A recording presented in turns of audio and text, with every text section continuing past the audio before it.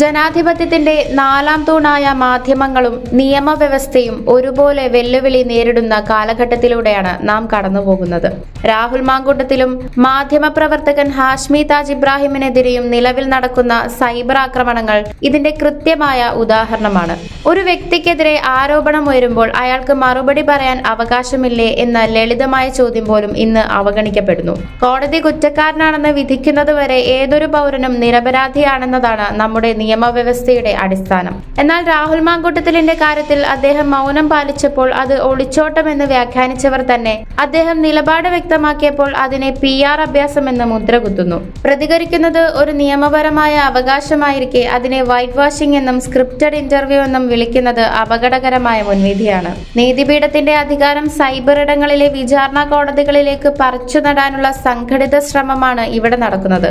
ഒരു മാധ്യമ പ്രവർത്തകൻ തന്റെ തൊഴിലിന്റെ ഭാഗമായി ഒരു അഭിമുഖം നടത്തുന്നതും ഒരു വിഷയത്തിന്റെ എല്ലാ വശങ്ങളും ജനങ്ങൾക്ക് മുന്നിൽ എത്തിക്കുന്നതും ജനാധിപത്യപരമായ കടമയാണ്. ഹാഷ്മി എന്ന മാധ്യമ പ്രവർത്തകൻ ചെയ്തതും അതുതന്നെ.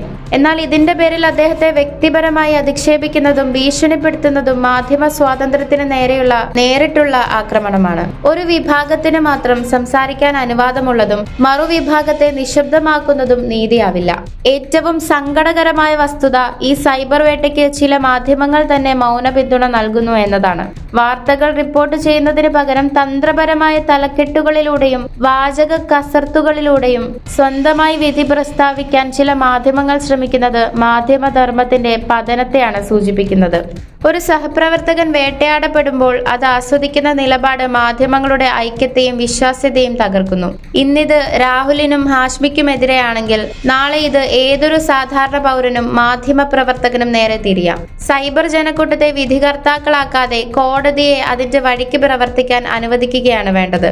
മാധ്യമങ്ങൾ വാർത്തയുടെ ഉറവിടമാകേണ്ടവരാണ്, അല്ലാതെ വേട്ടയ്ക്ക് നേതൃത്വം നൽകുന്നവരാകരുത്. ഈ സന്ദർഭത്തിൽ മാധ്യമലോകം ഗൗരവകരമായ ഒരു ആത്മപരിശോധനയ്ക്ക് തയ്യാറാകേണ്ടത് ജനാധിപത്യത്തിന്റെ നിലനിൽപ്പിന് അത്യാവശ്യമാണ്. News desk ZECO news.